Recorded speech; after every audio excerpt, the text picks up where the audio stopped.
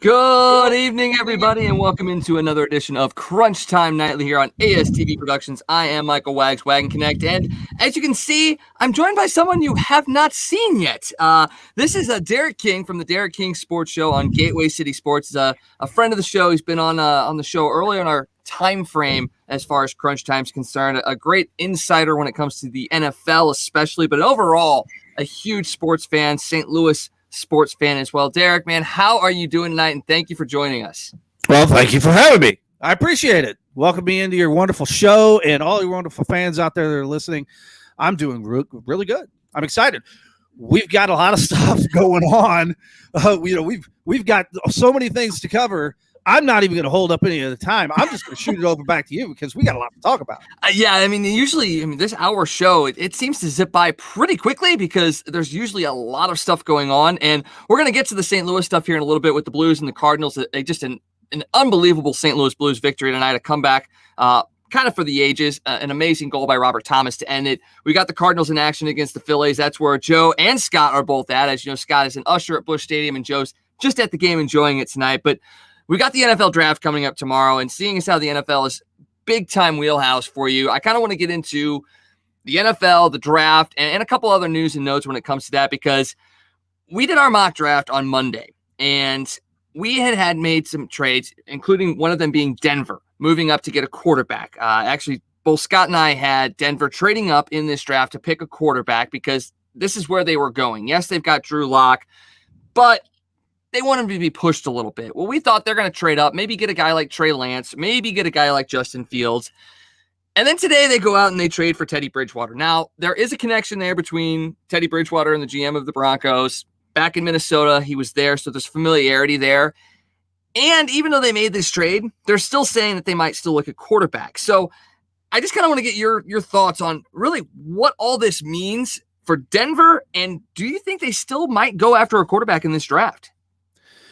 You know, there's one saying that I've heard over the years, and it's in sports entertainment. It's in sports in general. And you never say never.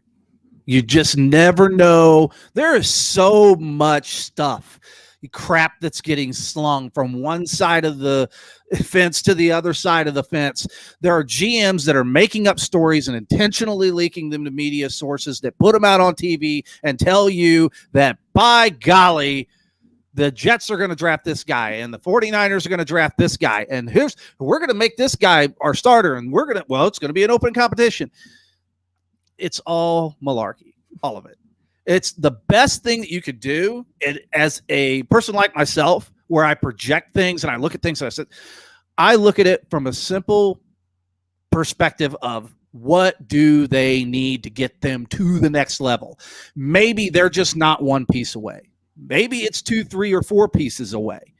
But the simple fact of just saying, oh, hey, we just got to go get that quarterback, that gets us there. That might do that for 1 or 2 teams in the draft, like we're talking about with potentially like San Francisco. The Jets are way off. Getting just a quarterback is not going to solve their problems. But with Denver's an interesting situation. And we all know Drew Lock here from the Missouri market, watched him at Mizzou, great player. Solid second-string quarterback for sure. He's not a starter. I've watched him in Denver. I get that market, so I'm able to watch those games, and I've watched him. He's too loose. He's just too easygoing. He's not the type of quarterback that you're looking for to be that field general, that Aaron Rodgers, right? That Drew Brees, that Tom Brady, that Kurt Warner, as we remember, right. The general goes out there, takes it by the throat, takes charge, and says, I'm going to win this game. I'm going to get you guys. I'm going to throw you on my back. We're going to go and win this game. By the now news that dropped earlier today, which was after the show that I had done this morning. And how funny how that always works. You do a show, you do a live stream, and it's like, oh, yeah, this is all great. This is kind of where we're at. And then breaking news, the Carolina Panthers trade Teddy Bridgewater to the Denver Broncos for a 6th-round choice. So I'm looking at that now going, what's the situation? Now, coming out of Denver, if you pay attention to some of the other media sources, like Benjamin Albright, who's entrenched there in Denver, knows everything that there is to know in that market. And you've got Adam Schefter, who used to be in the Denver market, who's good friends with the Shanahan family, who knows that entire situation inside and out. He's saying that they're saying, well, it's going to be an open competition. I mean, I think so, but I still think they're shopping. Now, does that mean that they're going to go out and draft another quarterback? I think if a Justin Fields is there later for some odd, weird reason, they might do that. Maybe they might pick up another quarterback that needs 3 or 4 years to kind of develop. But they right now, I think they're probably going to end up standing pat with Teddy Bridgewater and Drew Lock. They're going to have a competition. They're going to kind of see where that goes, but I still think they're going to kind of keep their ear to the ground, and they're going to be seeing what's moving out there, because there's going to be more pieces of this puzzle that are going to move into place very soon. Oh, yeah, because there are a lot of teams looking for quarterbacks, and kind of touching on the Drew Lock situation, he is a loose quarterback. He's still young. Do you think an open competition like this could help maybe mature him up a little bit, maybe get him a little bit, I wouldn't say tighter as a quarterback, but a little bit more streamlined and a little bit more of that starting type of quality, especially playing with a Teddy Bridgewater, who is a good quarterback. Aside from that horrific injury up in Minnesota, he might still be the starting quarterback for the Vikings. Could this help Drew Lock become a starter, or is it really a matter of this is what you get with him and he's just going to be a backup his entire career? I'm fearful that because of how loose he is, and how just kind of easygoing. And I don't mean loose as in a bad terminology. He's just water off a duck's back, man. It's cool, baby. It's cool. That's just kind of his mentality, his approach. He doesn't ever seem like he has a ton of stress or pressure that's on him and weighing on him to really succeed or have that high level of pressure. Do I know Drew personally? No, I don't. But just from what I've seen on the football field and the way he approaches the game, I don't really see that being there. I see it being more of a hindrance to him than help, because I think that that's probably going to hurt him psychologically, that someone doesn't believe in him. I had said this to a few friends of mine off the reservation of the sports world and everything.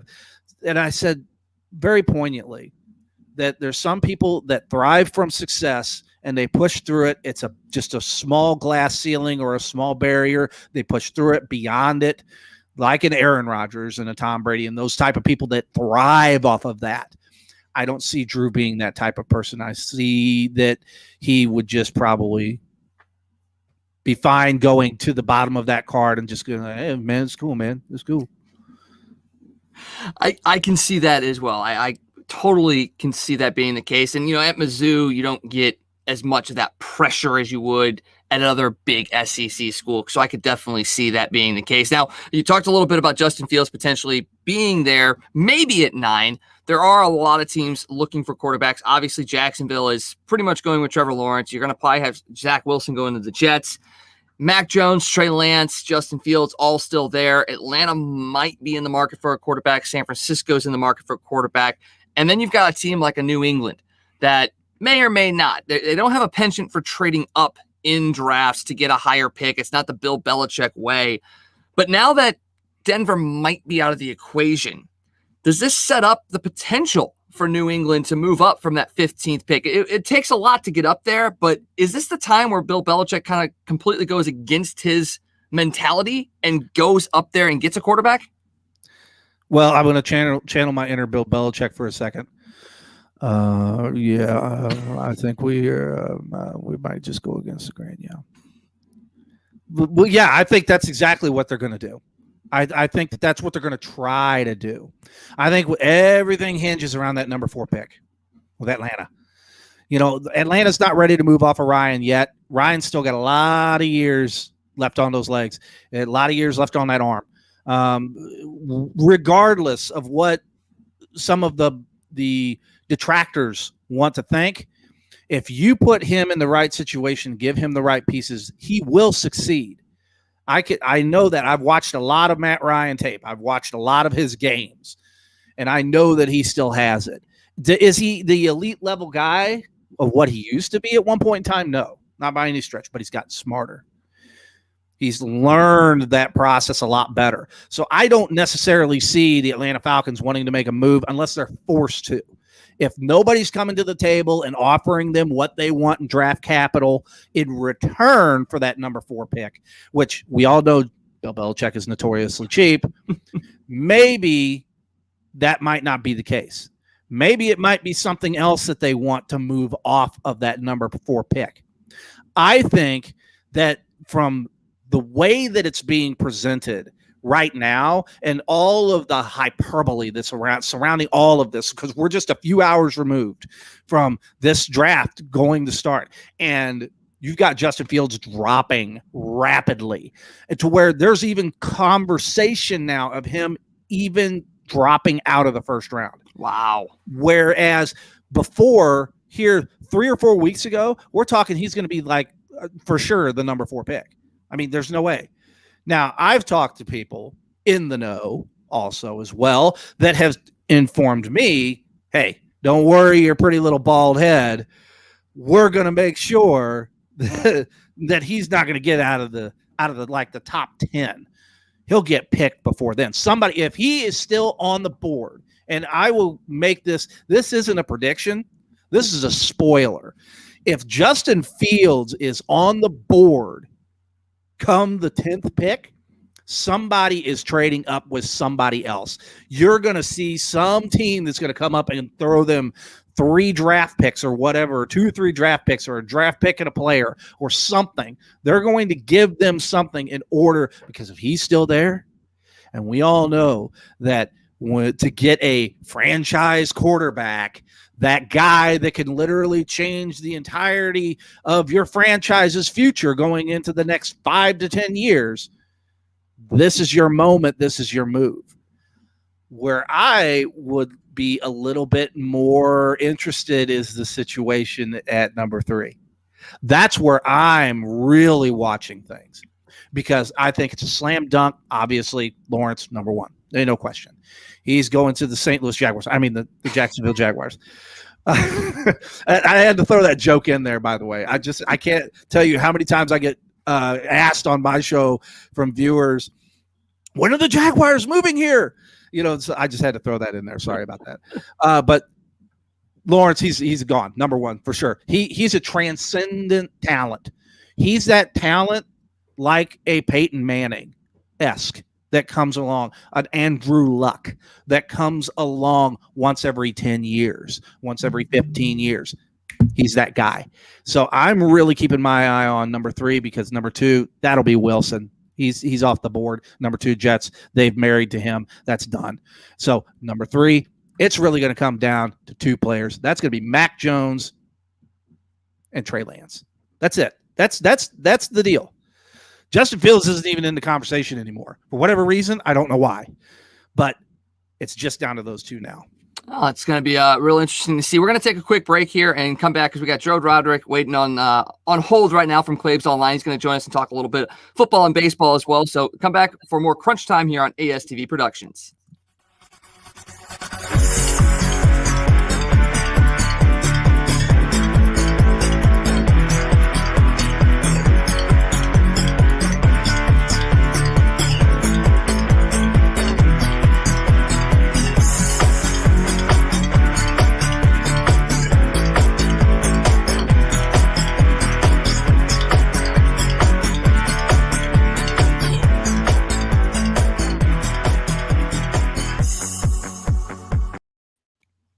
We are back here on Crunch Time here on ASTV Productions. I am now joined by Joe Roderick from Claibs Online. We got a chance to speak with him a little bit late last year during the middle of the pandemic. Joe, how are you doing? Thank you for joining us. And how are things going? Everything's going great. Can't complain about anything that we're doing here at Claibs Online. Just trying to come up with new stuff each and every day for the viewers and having a good time doing so. So what kind of things you guys have coming up? I know obviously the baseball season's in full swing, so you got a lot of stuff there, but what kind of things you guys have coming up? Right now, so at the start of the baseball season, Bob Ramsey and I have started doing a daily Cardinal show. It's only about 10, 15 minutes long, just kind of talking about whatever we saw the day before, previewing the game the night of, and talking baseball lineups with Bob Ramsey is a lot of fun because the guy just puts so much passion into every lineup every day, and trying to pick his brain and trying to outdo him in that is a fun challenge. Well, I mean, Bob Ramsey, all you can think of is Billikens basketball, and if you get that excitement, then if he gets that with the Cardinals and baseball, I'm in. I'm hooked. Absolutely, yeah. It's been a lot of fun, and I know he's been gloating a lot since the move to put Dylan Carlson at number 2 in the lineup. It's something he's been calling for all year long. So I think outside of the Cardinals organization, I think Bob Ramsey is maybe the happiest guy to see that move working out the way it has been. I think a lot of us are. Derek, I'm sure you're the same way. Dylan Carlson in that 2 spot. Oh, absolutely. I mean, it was just really no question.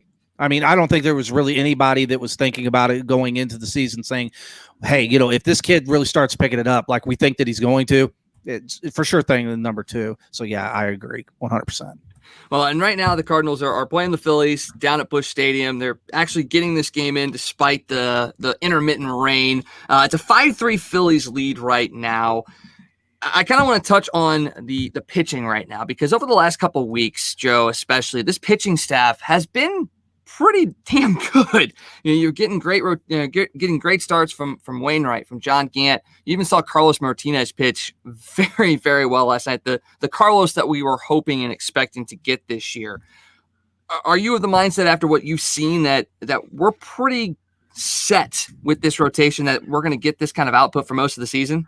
Yeah, I think I know Zach Silver from MLB.com had a nice stat today on Carlos Martinez, and I've decided I'm hitching my wagon to Carlos Martinez for the rest of the year. And this team's playoff, I don't want to say appearance, I want to say how far they go in the playoff. I think it's going to rely on how well he performs as that number 4 starter in this rotation, but his ERA is under 3. If you take away that 6-run inning that he had in Philadelphia, if you look past the blow up innings, if you look past the one inning that always seems to get into his head and kind of mess with him, if you take that away, you see everything that you saw last night through 7 1/3 out of Carlos Martinez. And that's the Carlos Martinez that we've been waiting to see for 2 years now. And I don't know how much COVID hurt him last year, how much he was suffering from that throughout the rest of the season. I mean, we saw that it hit a few guys on the team pretty hard. Lane Thomas had a was non-factor last year. Austin Dean a non-factor last year after they contracted COVID early on in the season. So you wonder how much that affected him too. But now that you're seeing him come back and pitch the way that he has been, if you get that as a solid 1 through 4, and then everything that John Gant's done as a number 5 guy, I mean, he came into camp, he said that he wanted to be that 5th starter, and he took that job. And then on top of that, he beat Daniel Ponce de Leon out for keeping that 5th starter job when we saw KK come back. And right now, I don't know how far away, how many days away we are from Miles Michaelis being back.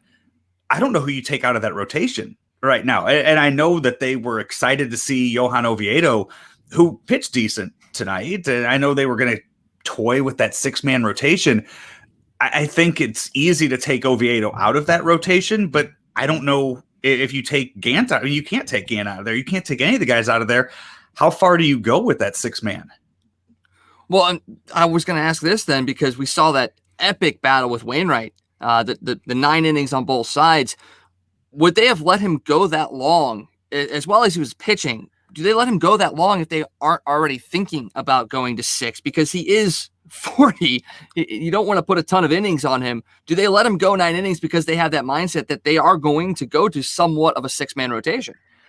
I don't know if it's so much that. I think that with a guy like Adam Wainwright, you trust what he says he's capable of doing. He's been doing this for so long now.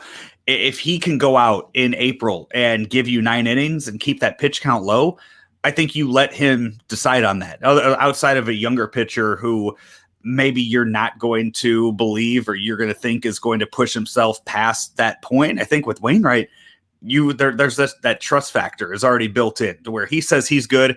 You trust him and you know that he's going to be good. And I think that he knows his body well enough to where if he thinks he's done at 8, he'll tell you he's done at 8 and he's not going to push it either. And I think this bullpen, it still hasn't completely come into form yet. I know, for people that are following the game tonight, I've been really high on Genesis Cabrera all year. I think Genesis Cabrera might be heading to Sauget tomorrow after what we saw out of him tonight.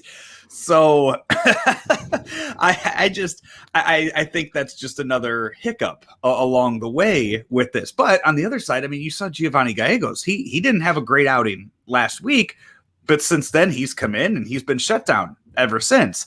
I don't know if Cabrera gets the same leeway that Gallegos gets, but I think that you're slowly starting to see the bullpen take shape, even though you've gotten a little excitement out of Reyes and Hicks in their last few appearances. But I think it's clear, like, those are your 8-9 inning guys, and they're grooming Hicks to become that 9 inning guy whenever they decide to do whatever it is they want to do with Alex Reyes. They have the plan in place for 100 innings, 120, whatever they have in place for him. He's not going to get there by being a closer. Mm-hmm. At some point, they're going to have to adjust where he is and what he's doing with the team. But if he's still closing out games and he's doing that, you just might have to say, you know what? Hey, we'll figure it out in the winter. We'll figure it out in spring. You're staying there for right now, and you maybe only get 70 innings this year. Well, Joe, I got to touch on that too as well, because obviously with the starting pitching starting to come back and we're really starting to see them do a lot better here over these last several games. The thing that you touched on right there with the bullpen, if there's not a potential answer there in the bullpen with that situation, does that mean, and we're talking through the whole system, do the Cardinals start potentially maybe looking outside of the organization and start saying, hey, listen, we've got to go out and get that specialist guy, that guy that could maybe have a little bit more movement. Maybe the guy that has a little bit more velocity. Maybe he's the later inning guy, whatever that means, because like you discussed with the situation with Alex Reyes, we don't really 100% exactly know what the organization's plans are going forward with them, but they do have a plan. What's your kind of take on that with the bullpen? What are they going to do there? I think this team is just so deep with pitching that there's no need to go out and get anything from outside of the organization. I also don't, and you've seen in the past too, when they've gone outside of the organization for pitching help, it hasn't really worked out that well. And it's, Andrew Miller right now, for what he's been the past few years, it's a godsend compared to when you look at some of the other guys that they've brought in. I'm trying to think who the closer was that they brought in that was a complete disaster. Greg Holland, probably. Was it Holland or Brett Cecil? Or Cecil? Cecil was a disaster. I thought there was somebody outside of Holland that they brought in, and I'm trying to think of who, and it very well could have been. It was whoever went to the Nationals after he left the Cardinals a few years ago, and they basically brought him up after 1 week, or they signed him after 1 week, and it was miserable. It was terrible for what he did, and I'm drawing a blank on the name right now. But you look at some of the moves that they have made going out and getting some of these guys. I think they're so deep. And we talked about, you had Ponce de Leon that was a starter. You had Oviedo that's a starter that is no longer going to be, you don't think is going to continue in that starter role. They want him to, but you saw he started with the satellite team. He started with the taxi squad. So I think when you look at how deep it is and you still kind of playing, look, Ryan Helsley right now is a middle relief guy. 2 years ago, he was your closer, and he hasn't done anything to really lose that job. it's just other people have kind of elevated. I mean, you saw Gallegos and what he's, the kind of run that he can go on as a relief pitcher. And you look at some of Tyler Webb, the way he stepped up and become one of the top lefties on the team out of the bullpen. I think there's so many options that you have so long to kind of mess around with that and figure out where everybody goes before you even decide to look outside of the organization. And I think too, one of the things you look at last year, and this is something that we've talked about a lot, you look at the development of some of these younger players, that they're playing these games in Sauget, or they're playing at Busch Stadium when the Cardinals are out of town right now. There's guys like Nolan Gorman, Matthew Liberatore that have not played a real game outside of spring training now you're going over 18, 20 months now. The last time they played in a minor league game last September of 2019, the last time they played. So we have no idea what kind of development some of these younger guys are that might not get a chance to play with the Cardinals this year. But once minor league camps start opening up around the country, this is going to be their first shot to show how good they are coming from, whatever, Springfield or Sauget or down in Jupiter where some of the guys still are. It's been such a mess. And that's just not a Cardinal issue. I mean, that's an issue for all 30 teams, that everybody is going to be opening up these camps in a few weeks. And you're going to be looking around, you're going, okay, well, that guy actually, put in the work, and he spent time in the cage, and he spent time with the coaches, where other guys, not so much. That's very, very true. And you talk about kind of delaying and letting things play out. At least the division that the Cardinals are in is not good. So it does give you a little bit of time to mess around and see what you do have, because right now, you got Milwaukee starting to fall a little bit. They're dealing with injuries. The Reds are 2-8 in their last 10. The Cubs are, thankfully, the Cubs of old. They're not winning and they're not doing very well. But I wanted to touch, you say they have a lot of pitching depth, but there's a lot of rumors out there, and the rumors with Nolan Arenado were years in the making. And there's kind of been rumors for the last couple of years about Max Scherzer potentially coming back to St. Louis as well. And those rumors have heated up already this year. Yes, you have a lot of depth when it comes to pitching, but you also have that question mark of not knowing what these younger pitchers are going to be like. So do the Cardinals, if the opportunity presents themselves, will they go out and maybe make a move to bring in a Max Scherzer, bring him home? I think a lot of it has to do with what Washington wants back in return, because I think you have two untouchables in your minor league system right now in Gorman and Liberatore. And outside of that, I don't, and that's the thing too, that, we talk about these teams trying to figure out what they have at AA and AAA. That's the same for, these scouts that, around the trade deadline, usually you're sending scouts out to other ballparks, other major league teams, other minor league teams, and you're kind of looking at these guys.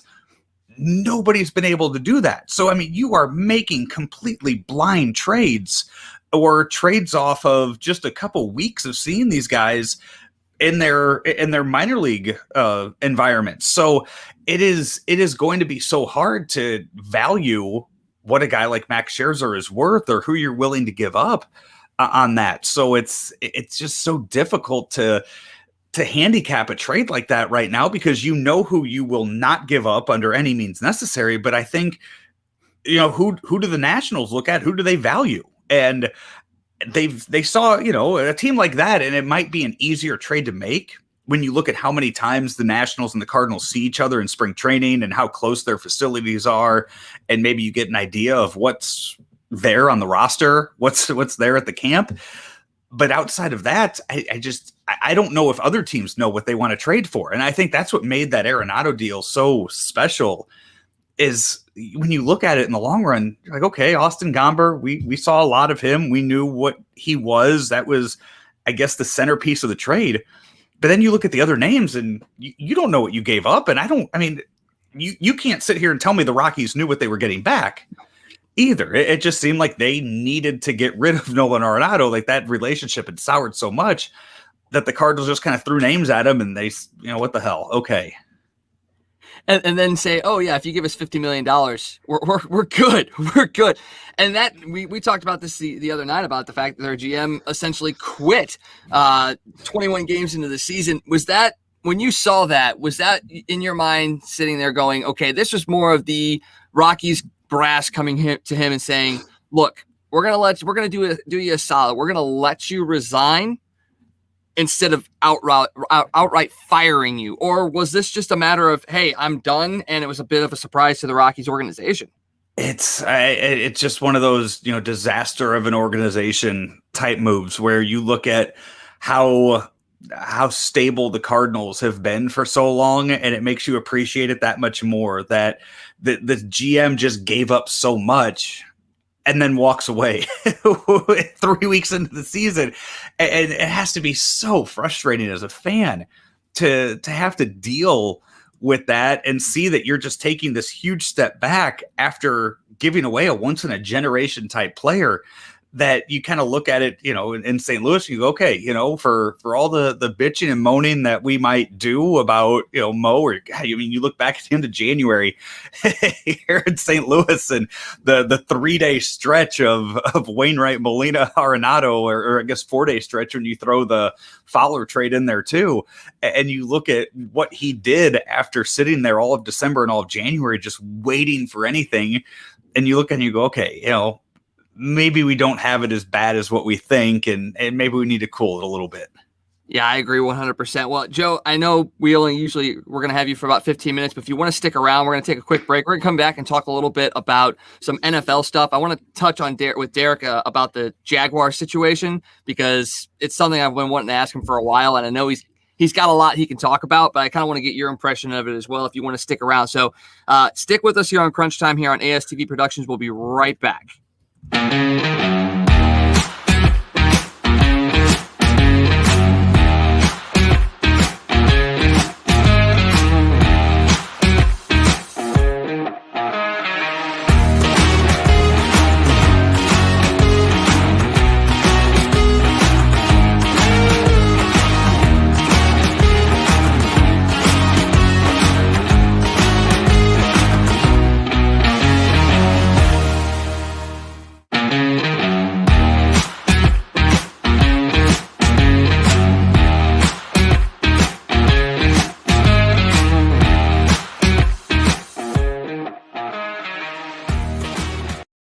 And we're back here on Crunch Time on ASTV Productions. Derek King, Joe Roderick joining me. I'm Wags. And before Joe gets out of here, I wanted to touch on this real quick, because we've heard for a couple of months, maybe almost a year now, about the fact that the Jacksonville Jaguars might be a team that comes back to St. Louis. We've got the lawsuit going here with Stan Kroenke and the NFL and all of that. And I wanted to get your thoughts, Joe, on the potential for not just the Jaguars, but maybe a team coming back to St. Louis in the near future.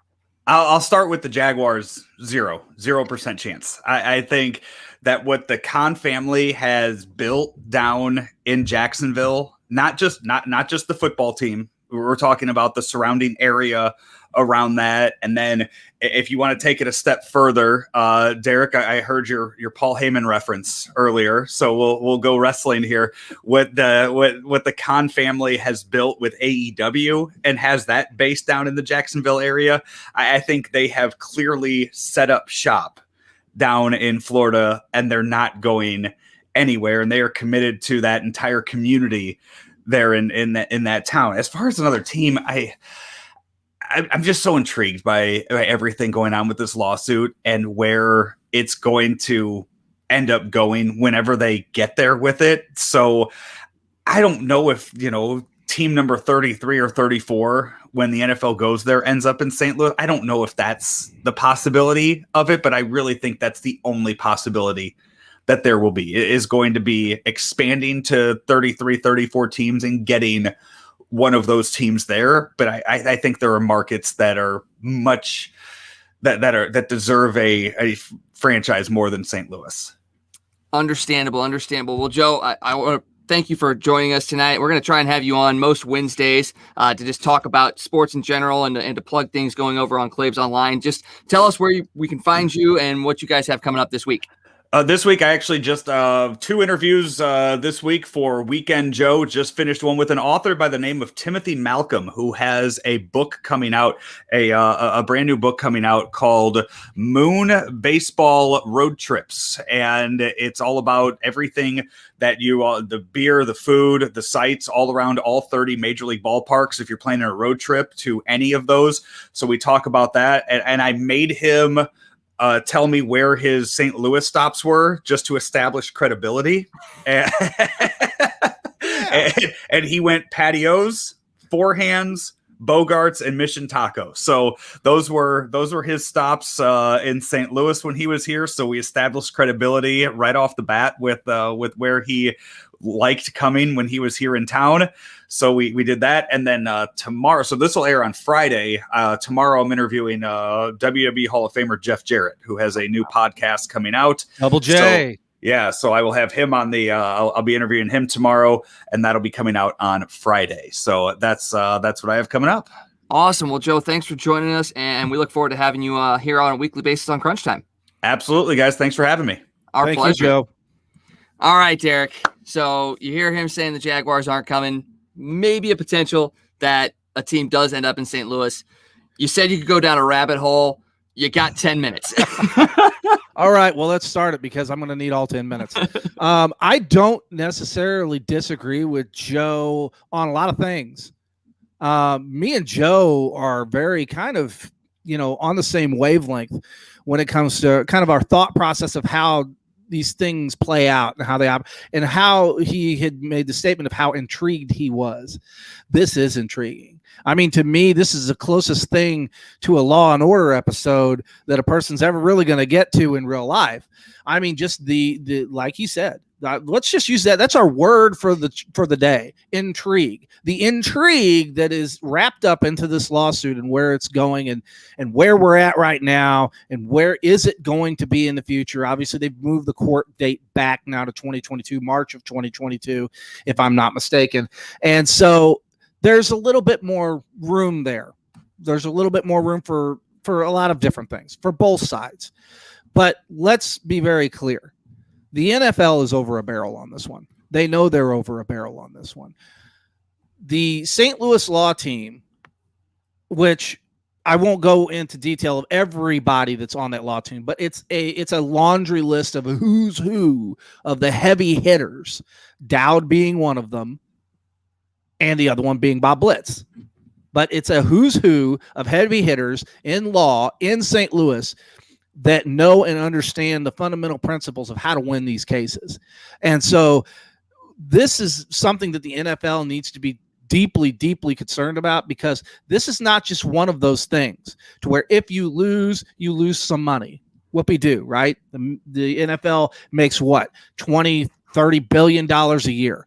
Okay. That's what they make. That's after they pay the light bill. Okay, that's what they make. That's what they put in their pockets. Oof. So in reality, when you want to look at this thing, you want to look at it from the angle of, to say, for example, a lot of people bring up the Cleveland situation in 1995 and what happened there.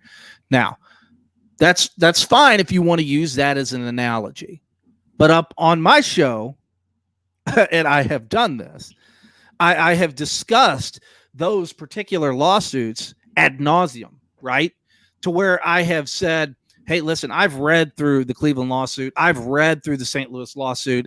I've read through the Oakland lawsuit whenever they had one. And I'm going to tell you right now, it's not exactly the same, but there's a lot of similarities there. The framework is there. And the reason I could say that is because these are the lawsuits. Damn.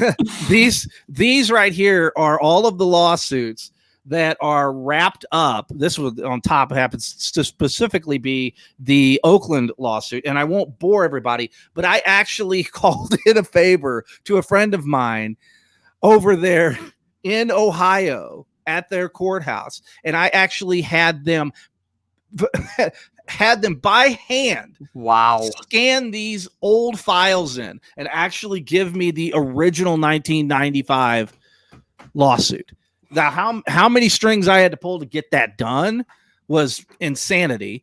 It was difficult for me to even get lease information in the city of St. Louis whenever I was trying to write articles and do things based on the Rams leaving. And it was a pro St. Louis article. I actually had to go as far as filing a sunshine law request in order to even get the information, because they're so ultra protective about what's going on, because even then they knew what they were doing. And so at the end of the day, we could go into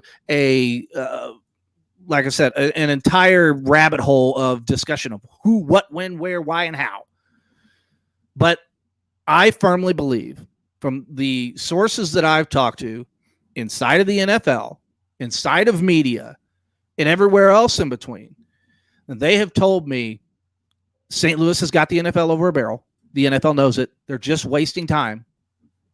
Stan Kroenke's having to absorb all of this. Oh, yeah. Because he signed that, what was it, the affidavit or whatever they call it. He signed that agreement with the NFL when he moved. They said, I will incur all legal costs. And that's what he's doing. Not only taking on that, but the $6 billion almost run over on the stadium when they were originally talking $2 billion. Darn. You got, oh, shucks. Golly gosh, gee whiz. All the trouble he's having over with his soccer club. Yeah. It's just a sandpit for him. It's a play toy, because the fans over there are just absolutely just incensed. They want him gone, which I think is just hilarious. I love it. But there's the situation with the Chargers in Los Angeles and whether or not they're going to be sold or whatever. There's lawsuits that's pending there. The Chargers were supposed to help with some stuff. They were not helping. It's just a mess. It's an absolute mess. And the NFL, the only way that they're going to get out of this, and I know this for a fact, and I will, like Joe said, I heard your Paul Heyman reference. I'm going to use it again. This is not a prediction. It's a spoiler. Okay. St. Louis will get a team out of this. It's not a matter of if, it's a matter of when.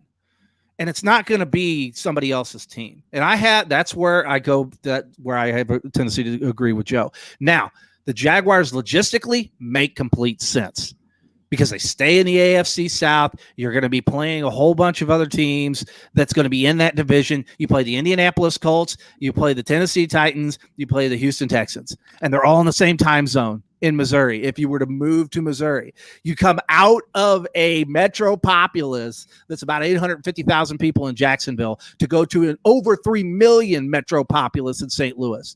You go from a bottom barrel market to a top 20 market in St. Louis. It makes sense, but no state taxes in Florida. The climate is warmer. If they want to go play games in London, it's just a short little 4 or 5 hour flight. Just hop right on over to the pond, and they're making billions going over there and playing. It makes no monetary sense for them to pick up and move. I get that Mark Lamping used to be the president of the St. Louis Baseball Cardinals up until 94, 95. I get that Khan is an Illinois native, to the St. Louis market. He gets it. He understands it. He still has a home and he resides in Chicago, Illinois. Okay. So all of those things, I get where fans are coming from. But at the end of the day, money rules all. And in today's world of digital media, we all know, look at what we're doing right here, right now. 10, 15 years ago, this wouldn't have been possible for you and I to be on the computer streaming a broadcast across the entirety of internet and social media platforms, having diarrhea of the mouth like we do, and talking about this stuff. So, yes, I think St. Louis gets a team out of this. Is it going to be the Jacksonville Jaguars? I don't think so. I think that what they're really pushing for, and what I know that they're pushing for, is going to be an expansion team. It's expansion team or bust. It's either that or money, one or the other. And either or will be great. And I got to ask you this because Scott messaged me a little while ago. He goes, when you have Derek King on, you have to ask him, will the team, if it's an expansion team, or even if it's a team that gets moved, will they be called the St. Louis Stallions? Because that's what it was going to be before the Jaguars situation and all that. Would they be called the Stallions, or would they go a different direction? For nostalgia purposes, I would love that. You know me. I mean, I love nostalgia. Look behind me. That's just kind of, that's kind of how I live and die. And plus, obviously I have the original run of the hats. Oh, nice. The home and the away. So that's the home hat. and this was the away hat. So I have the 2 original runs of that, the prints, and and several other things. But nostalgia wise, I would love it. I actually did an article over on GatewayCitySports.com. If you guys ever want to go over there and check it out, over on GatewayCitySports.com, it's an article that says reimagining the St. Louis Stallions. And I worked hand in hand with STEM Creative. It's a company based out of St. Louis, an amazing company. Go check them out if you need website stuff done, logos, whatever. These folks do it all, and they're professional and they're fast. They're some of the best out there. But I worked hand in hand with them, and we reimagined that logo, and it's really aggressive. It's really edgy. It's different.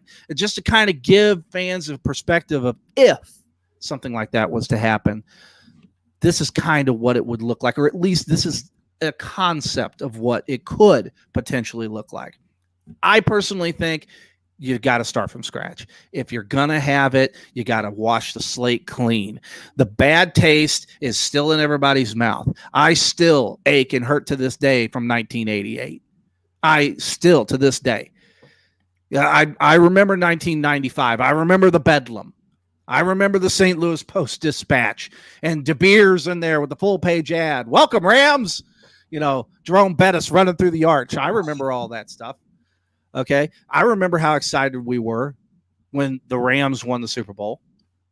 But in 2015, the end of 2015, beginning of 2016, when they decided to leave the market for really no monetary reason whatsoever, just to make, well, actually it was the monetary reason, but no legitimate reason to leave the market otherwise than to just cash in on the Los Angeles market and 13.8 million people out there.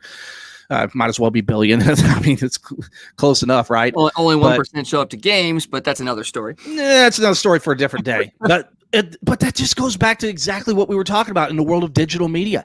You could broadcast and stream games right to your phone. Yeah. You don't have to go to a game anymore. This isn't 1995 like it was with the Rams when they moved out of LA, when they were failing and bombing in Anaheim, and they couldn't get anybody to come into the stadiums. They couldn't generate any revenue. Nobody was buying merch. Nobody was excited about the product. They moved to St. Louis. They instantly doubled in value overnight. They got a brand new taxpayer-funded stadium.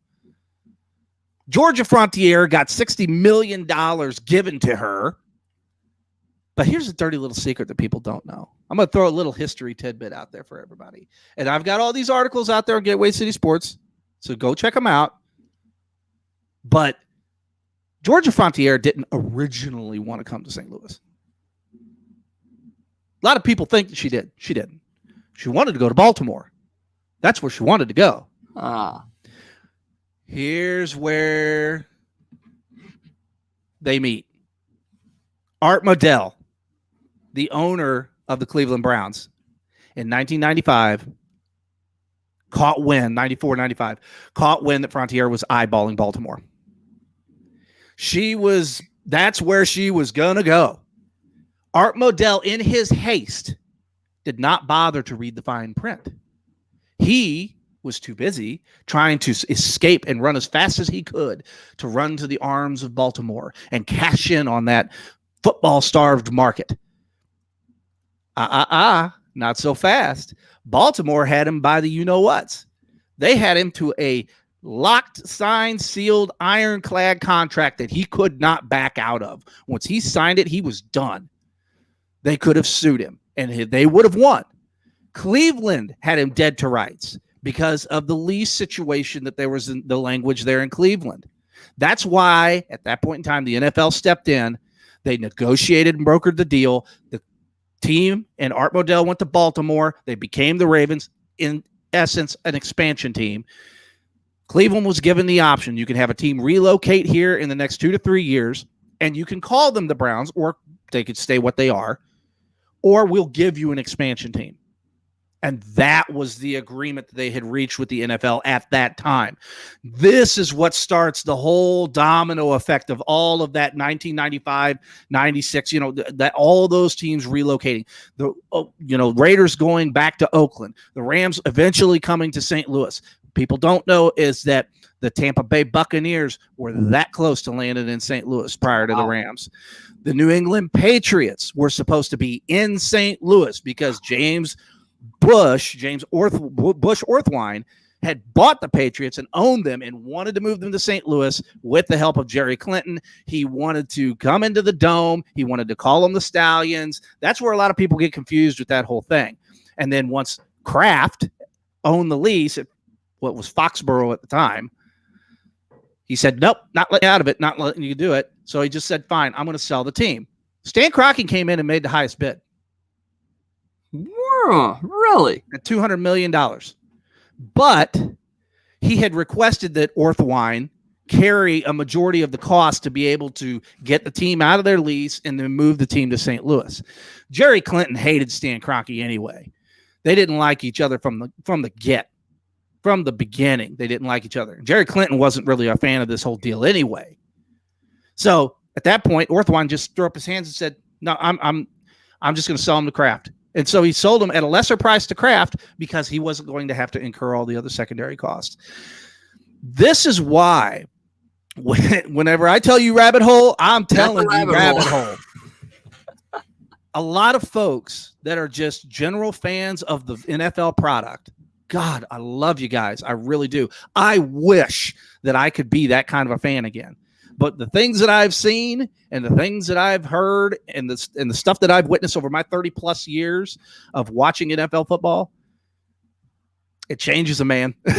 Wow. You just can't never go back. I'm just blown away by the fact that I know it's 2020 and all hindsight and all that, but could you just imagine the fact the Patriots in St. Louis, if they still have the track record that they did in New, I mean, it wouldn't be the same, obviously, but if what happened in New England was actually in St. Louis, the entire trajectory of things just completely changed. And I don't know if I could sit there and say I would have liked Tom Brady as a St. Louis Stallion, but I probably would have. Oh man! No, I'll tell you this. I'll go a little bit this far. We're probably gonna have to get to a point where we close up shop on this thing because we'll go all night long. Yes, we will. Woo! No, I'm not gonna bring that out. I'm sorry. I'm sorry. I didn't mean that. To all you woo haters out there, I'm sorry. I apologize. But no, I mean, in essence, it never would have been the Patriots. It never would have been what it was because, and we got to remember, you got to give some consideration to Robert Kraft and what he built with that organization. I mean, yeah, he is Robert Kraft. He is rub-a-dub-dub Robert Kraft. I mean, the special play that they ran out there in New England for years was just a hard tug to the left. I mean, that's just how they did it. So, I'm trying to keep it clean. But the fact of the matter is you just can't let some of these sleeping dogs lie. You get caught in a place called the Oriental Day Spa. Yeah. You're a billionaire. How do you not?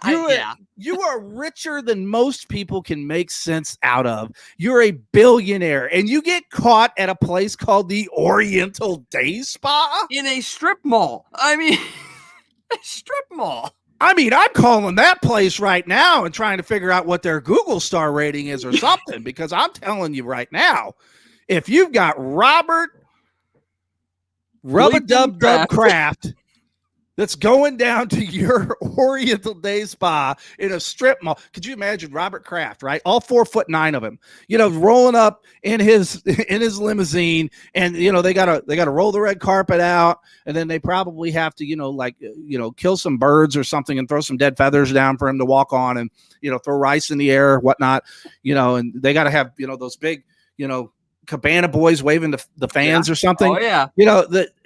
I could only fathom of what that's like a day in the life of Robert Kraft. That's got to be a fascinating thing. It's got to be, and money does help with that. So, all right, we'll close the book on this. We will definitely revisit it the next time you're with us. But we're gonna take a quick break. We're gonna come back and just talk a little bit about the St. Louis Blues before we get out of here tonight. So hang tight. We'll be right back here on Crunch Time on ASTV Productions. Hi, I'm JD Houghton, host of the SAS Sports Show. Catch it every Thursday at 5 p.m. Central Standard Time for all things Saskatchewan sports. And once again, a lot of great content here on ASTV Productions, so make sure you catch all of that. Just go to the ASTV Productions website, and you can get all of that there. Also, make sure you go to gatewaycitysports.com, get all of their great content as well, because they've got a lot of great articles, shows, just a ton of great things that cover sports, mainly in the St. Louis area, but all across the country. It's a lot of really, really good stuff. All right, let's talk about the St. Louis Blues real quick, because we're getting near the end. It's the nitty gritty. It's the final stretch of the playoff push. And up until last week, you're sitting here going, man, this team does not want to get into the playoffs. If they are, they're going in SN first. It doesn't look good. Then they go out and they have two really, really good games against Colorado. They take those two games on Saturday and Monday. And then they come into Minnesota tonight. It's a road game. They go down 2-0 early. It's 3-1 going into the third period. And you're just like, what the hell is wrong with this team? And then Jordan Binnington does Jordan Binnington things. And we're going to talk about that in just a second. But the third period, the Blues come out just with a match lit under their ass. They score 3 goals in the third period, including the game winner with 23 seconds left. A high flipper by Mike Hoffman into the zone. Robert Thomas somehow beats the defender around and flips a puck over Cam Talbot's shoulder for the game winner. And the Blues win 4-3 and hold on to that fourth place spot tonight. They're 3 points up on the Coyotes as Arizona is playing right now. The puck drop is just commenced, and they're actually losing 2-0 to the Sharks right now in the first period. So as of what's going on right now, the Blues are 3 points up on the Coyotes. Could still be 3, may still be 1, depending on the outcome of that. But I want to get your thoughts, Derek, because we talked about this before the show, about the mindset of Jordan Binnington and what that means for the team and what that means for fans as well. What do we see when we see that from Binnington? And does this bode well for the team going into the playoffs? I think that it's magic. I think it's lightning in a bottle. With Binnington, he's a stone cold personality, right? He's just that guy that's so cool and calm and collected. You know, do we need to go back a couple years ago and bring up that, do I look nervous? And I mean, even I have a mannerism about myself, right? Do I look nervous? You know, my eyes just kind of get wider. He just kind of turns and looks, do I look nervous? No facial expression. It just does that. There you go. That doesn't even widen his eyes, doesn't even do anything. And for him this year to come out and make a statement and says, hey, we're coming. Yeah. That's just got to take you back, because anybody that's ever been around someone of that ilk, of that nature, they terrify you because you can't read them. You can't tell if they're angry. You can't tell if they're sad. You can't tell if they're happy. You can't tell if they're mad. You can't tell. They're so cool, calm, and collected. It's like I said, it's that stone cold mentality. There's just no way to approach an individual like that. And for him to be on our side with our team, with these guys, especially the young guys who are hot-headed, maybe they're emotional, they're letting things get kind of a hold of them, taking them on that emotional roller coaster ride that we all go on in life and in business every single day. But for someone of his ability and his ilk to say, we're coming, watch out, beware. And to be in the situation that they're in the standings, and to go up against a team like the Wild, and to be able to scratch and claw and fight and draw those out. Yeah, I know that right now the Blues are kind of, they're right there. They're just a -7 right now in the differential. I mean, they're on a 3-game win streak. We're getting there. And if they can turn this on, a lot to the kin of how the Cardinals in 2011 turned it on in that last quarter of the season, and they just were absolutely untouchable. I can remember in 2011 sitting on the third baseline, and I was just heckling David Freese to no end. Now, to my defense, I'd had a couple of brews. Okay, I was feeling pretty good. It was really, really hot. We were playing the Toronto Blue Jays. I believe it was a 3-game set against the Toronto Blue Jays. It was right before the trade deadline. Mm-hmm. And I remember he was just a mess out there. And he was booting balls left and right, and he was just not having a good time. And I was tough on that guy. And I feel terrible about how tough I was on him, hollering at him. Oh, you couldn't catch it, if it landed in your lap. You couldn't hit water if you fell out of a boat. I was just giving him all sorts of grief. And I remember him turning and looking at me at one point. He just kind of went, and I was like, okay. At that point, I realized, okay, I've given him enough. I'm sorry. I'll cut it out. But no, I mean, I've got to meet David a couple of times after that fact, and I apologized to him. I'm just like, hey, that who was hollering at you on third base? Yeah, I remember you. And I'm just like, yeah, I'm sorry about that. He goes, no, man, I get it. He's like, I get it. And no, mind you, this is after, his career was pretty much coming to an end at that point. He was with the Dodgers and all that. But I mean, to have Binnington and to have him in the position that we're in, he's not a Brian Elliott. Thank goodness. Okay. Brian Elliott, great goaltender, but Brian Elliott does not have the mentality and the demeanor of a Jordan Binnington. Okay. Roman Turek, great goaltender. Great goaltender, athletic, but he's either way up here or he's way down here. You don't get anything in between. No. And while we were in pre-show, we were talking in the waiting room while going into pre-show, and we're just having a conversation. We're talking about Grant Fuhr. We're talking about the heydays in the 90s. We're even going back into the past and talk about Curtis Joseph and some of the other great goalies of the past. It just how blessed we are to have Jordan Binnington in between those pipes. Guys, I know he's going to have tough games, but it isn't always on him. You got to have defense. You got to keep the puck over on their side of the ice. You got to have puck control. You got to stay aggressive. You got to keep pushing forward. If you don't have that and you're playing sloppy and you're allowing the team to come to you, things are going to happen. They're going to get shots off. There was a game, and I can't remember who it was the other day, but I'd seen the recap on it in like the first period of that game. One of the teams had like 40 some odd shots on goal, and the other team had like 6. Dallas and Detroit. Detroit. There you go. It was 41-6 shots after 2 periods, and Detroit was winning. And Detroit was winning with 6 shots on goal. But that goes to show you that sometimes it's not always about how much, but about the quality of what you're putting out there too as well. I think that the Blues are starting to finally get healthy. Okay. Mike Hoffman's really at full stride. He's going good. We've got Tarasenko back. We're starting to make that turn. But I stress to people, I don't think that they really I remember when this happened in the offseason, when Pietrangelo left, I went, that's tough. That's a hard one, because at the end of the day, he was really that veteran glue. He was that clubhouse guy. We say in baseball, that clubhouse guy. He's that locker room guy.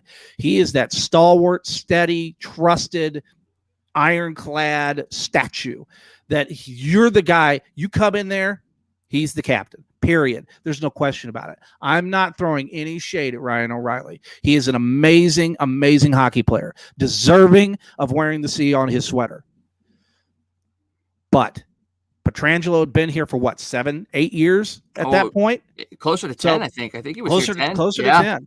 And the lineage that he created during that time period of him being in St. Louis, akin to a Brett Hull, akin to a Brendan Shanahan, which Brendan Shanahan wasn't here as long, but the simple fact of that those type of guys don't come along very often. And when we lost him in free agency, that hurt, because I knew it was going to take time for the team to kind of coalesce back together, glue itself back together. I understand last year wasn't what we wanted it to be, but you got to understand the situation. COVID, global pandemic, everything's changed. They're playing in bubbles. They're doing all this stuff. It's not the same. It isn't. It really isn't. And then you have not just Alex leaving, but you had Jay Bouwmeester and Alexander Steen also going by the wayside. So essentially your top 3 guys, your captain and his lieutenants, are gone. So it's going to take a little while for the new captain to kind of figure out how his leadership style is going to affect the locker room, who he's going to be able to bring around him to spew his message in ways that he can't necessarily, because, people in the past when Pietrangelo was here, they're like, oh, he's not like David Backes. I don't like him because he's not that David. Well, David Backes had a certain way of captaining the team, and then he let his other assistants do the other pieces of the work. Alex Pietrangelo was a guy that he captained like one of the ways an assistant under Backes did, and he let some of his assistants do the things that a David Backes, like a Braden Shen, more of the physical, fiery type of guy. Well, he's an alternate. That's kind of the David Backes mold.